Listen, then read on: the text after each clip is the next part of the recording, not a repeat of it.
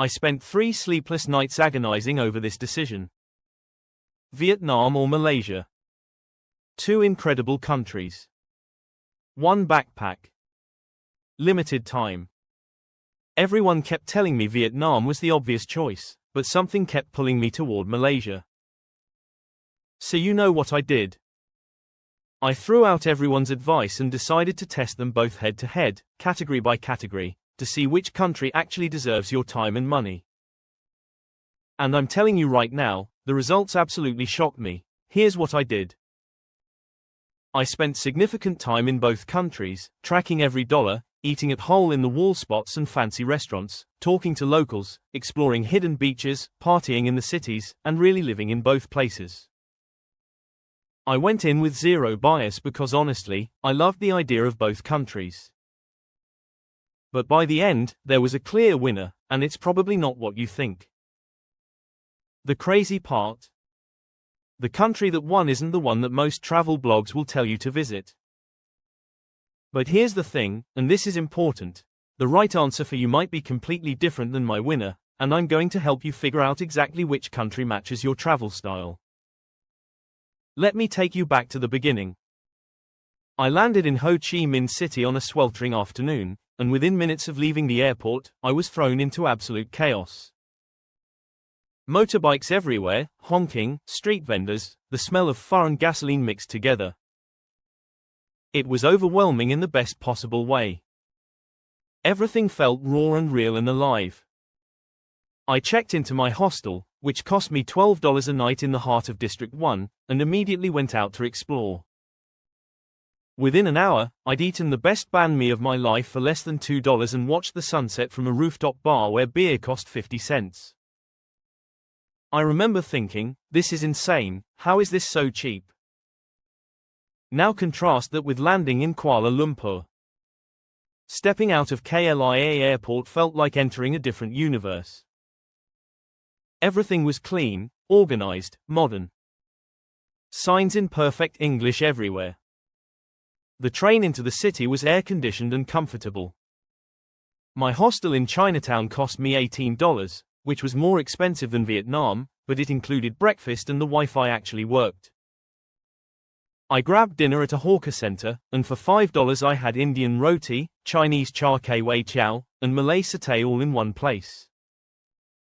And this is where things started getting interesting for my comparison. Let's talk money because I know that's what you're wondering. Everyone says Vietnam is cheaper, and technically they're right, but the gap isn't as massive as you'd think. In Vietnam, I was spending roughly $25 to $30 a day living pretty comfortably. That's accommodation, 3 solid meals, transportation, and a few beers. But here's what nobody tells you, you can live in Malaysia for $35 to $40 a day and get way more comfort for your money. In Vietnam, my $12 hostel had questionable plumbing and Wi-Fi that cut out constantly. In Malaysia, my $18 place felt like a budget hotel with excellent amenities.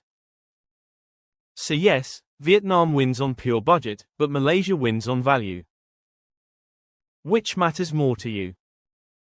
Rock bottom prices or bang for your buck? Keep that question in mind.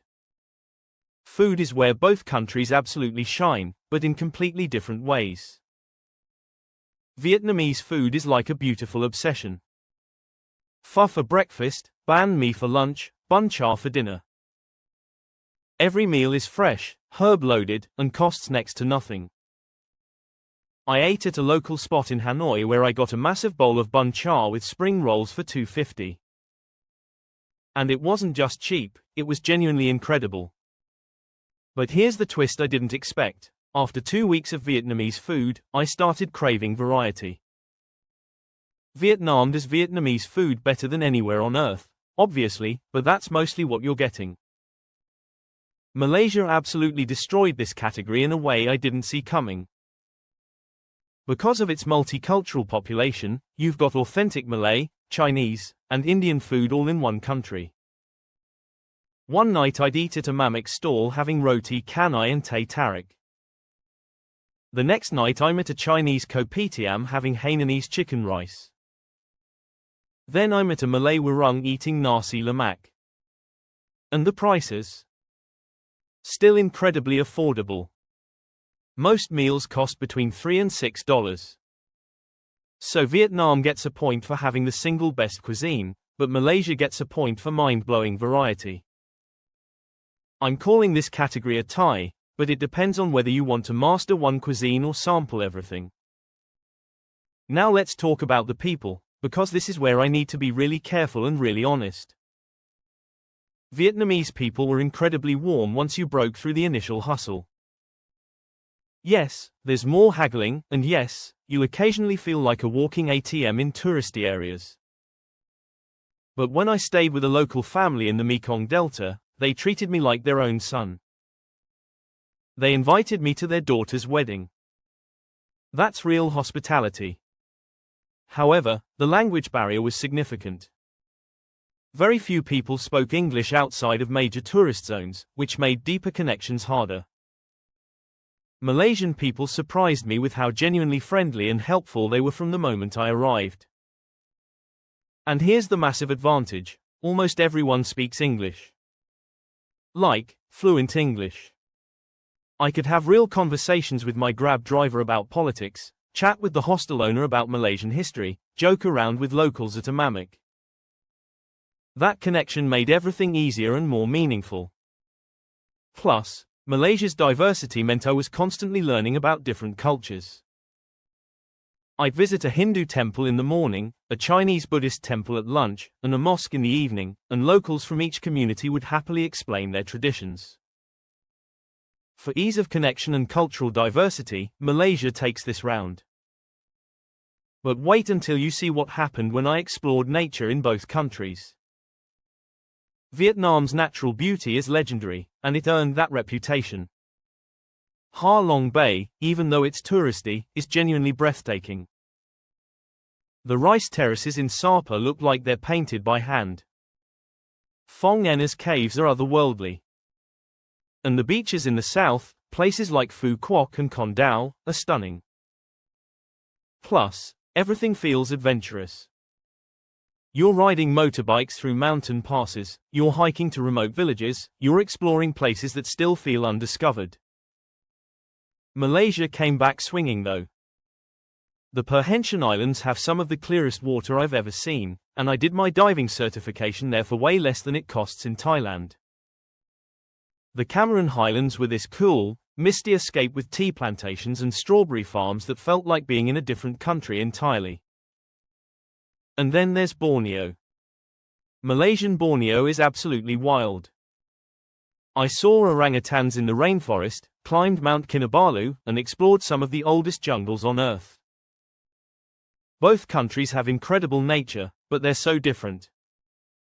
Vietnam feels more rugged and adventurous, while Malaysia offers more variety from beaches to rainforests to highlands. I'm scoring this another tie because it really depends on your vibe. Cities is where things flip again. I thought I'd love the chaos of Vietnamese cities more because I usually love that raw Asian city energy.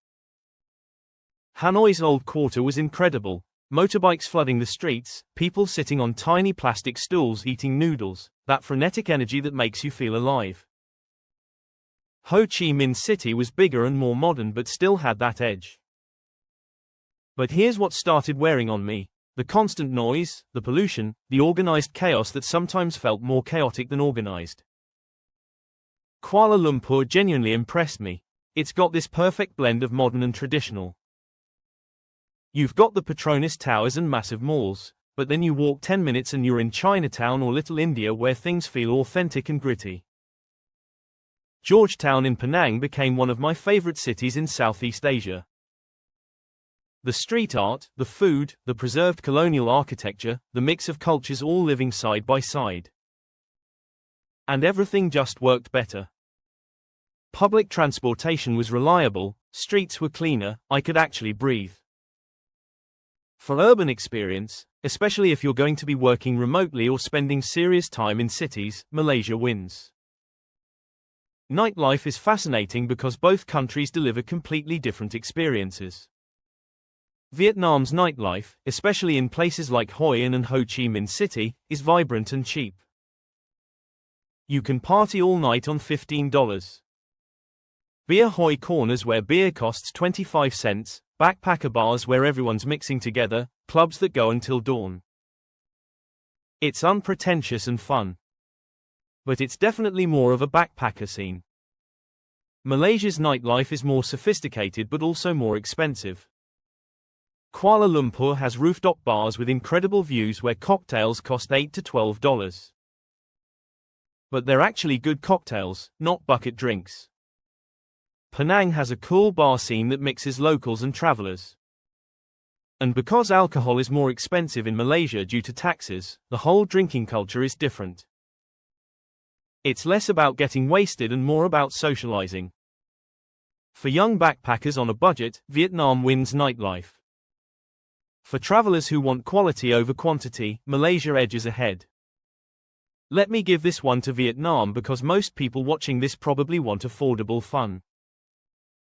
Here's where Malaysia absolutely crushes it: ease of travel and visa policies. Most Western passport holders get 90 days visa free in Malaysia. You just show up and boom, you're in for 3 months.